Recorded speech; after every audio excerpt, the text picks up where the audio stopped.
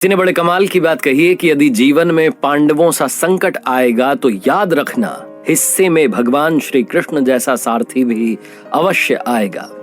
नमस्ते दोस्तों, मेरा नाम है आरजे कार्तिक। एक बार एक संत जंगल में कुटिया बना करके रह रहे थे। बहुत सालों से वहां तपस्या कर रहे थे, आराधना कर रहे थे, प्रभु की प्रतीक्षा कर रहे थे। भगवान श्री कृष्ण के बड़े भक्त थे, लेकिन भगवान के दर्शन नहीं मिल रहे थे। एक बार एक शिकारी उस जंगल में आया। उस शिकारी के लिए वो जो जंगल था वो नया था, उसे किसी ने बताया था कि इसमें बड़े जानवर हैं, तो पहुंच गया था शिकार की तलाश में। उसे कुटिया दिखाई दी, उसने जाकर के दरवाजा खटखटाया कि थोड़ा भोजन मिल जाएगा, पानी वानी पी लेंगे। तो अंदर से बाबा जी निकले। बाबा जी ने उससे पूछा कि भैया कौन हो? तो उसने कहा मैं शिकारी हूँ। साफ साफ बता दिया, शिकार करने आया हूँ। मुझे किसी ने बताया कि घना जंगल है, बड़े सारे जानवर है, मैं शिकार करने के लिए पहुंच गया। उसने बाबा जी से पूछा कि आप कौन है, क्या कर रहे हैं? तो बाबा जी ने बता दिया, मैं संत हूँ, तपस्या कर रहा हूँ।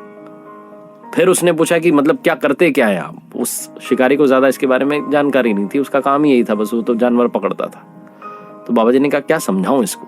तो बाबा जी ने कहा कि भैया मैं भी आप ही की तरह शिकार करने आया हूं, मैं भी शिकारी हूं एक तरीके का, लेकिन मेरा शिकार मिल नहीं रहा है। बहुत प्रतीक्षा कर रहा हूं, बहुत सालों से इंतजार कर रहा हूं। शिकारी ने पूछा कि मतलब कैसा दिखता है आपका शिकार? मैंने बड़े बड़े पकड़ लिए हैं, आप टेंशन मत लीजिए। कैसा दिखता है आपका शिकार, बताइए मुझे बहुत अनुभव है।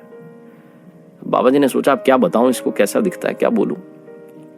फिर भी उन्होंने बता दिया कि मेरा जो शिकार है वो सांवला सलोना है, सर पर मोर मुकुट लगाता है, बांसुरी बजाता है, लेकिन मिल नहीं रहा है। बहुत सालों से प्रतीक्षा कर रहा हूं। और ये कहते कहते वो भाव विभोर हो गए, रोने लग गए, आंखों से अश्रुधारा बह निकली। वो जो शिकारी था वो भी इमोशनल हो गया। उसने कहा बाबा जी रो क्यों रहे आप, ऐसी क्या बात हो गई?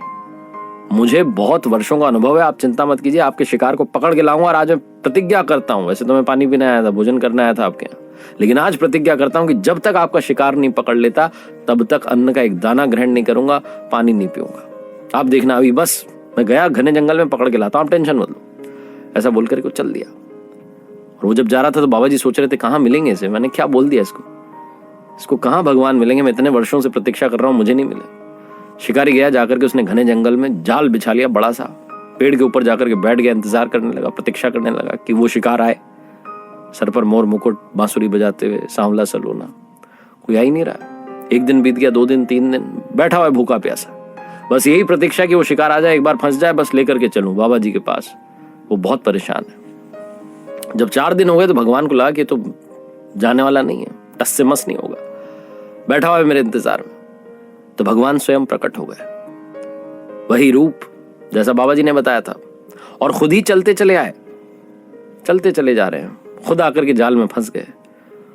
और जैसे ही उसकी नींद लग गई थी, ऊपर शिकारी के पेड़ पर बैठे, उसकी नींद खुली। उसने कहा शिकार तो आ गया है, फंस गया है, मिल गया। वो दौड़ते हुए फटाफट से नीचे उतरा, दौड़ते हुए बाबा जी कुटिया की तरफ चलने लगा। कंधे पर वो जाल जो था उसमें फंसे हुए थे भगवान, उनको लेकर के जाने लगा और कहने लगा बस बहुत दिनों के बाद मिले हो, जाने नहीं दूंगा तुम्हें।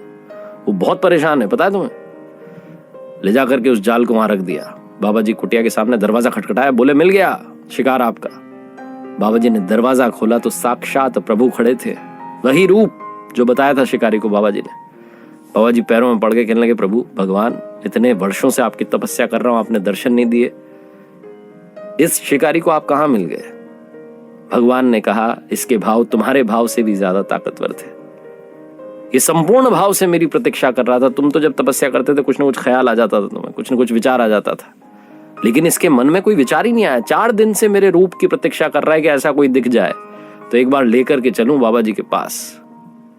इसकी भक्ति से मैं प्रसन्न हो गया, मुझे तो आना ही था। 4 दिन से बैठा हुआ था। बाबा जी ने हाथ जोड़ लिए, प्रणाम करने लगे, आंखों से अश्रु बहने लगे, कहने लगे प्रभु आपकी माया धन्य है। कहानी बहुत छोटी लेकिन सार बहुत बड़ा है। जीवन में अगर संपूर्ण भाव है, पहली बात तो स्पिरिचुअलिटी के, अगर मैं बात करूं स्पिरिचुअलिटी की, अध्यात्म की, तो अगर आपके संपूर्ण भाव हैं तो प्रभु भी आपको दर्शन देंगे। दूसरी बात अगर रियल लाइफ की करूं मैं, प्रैक्टिकल लाइफ की जो हम जी रहे हैं, तो अगर आपके संपूर्ण भाव हैं तो जो आप चाहते हैं वो आपको जरूर मिलेगा, बस आपका ध्यान नहीं भटकना चाहिए। एक बार फिर से वही बात जो अक्सर आपसे कहता हूं, ऊपर वाले के आशीर्वाद के साथ, अपनी मेहनत और अपनों के प्यार के साथ कर दिखाओ कुछ ऐसा कि दुनिया करना चाहे आपके जैसा।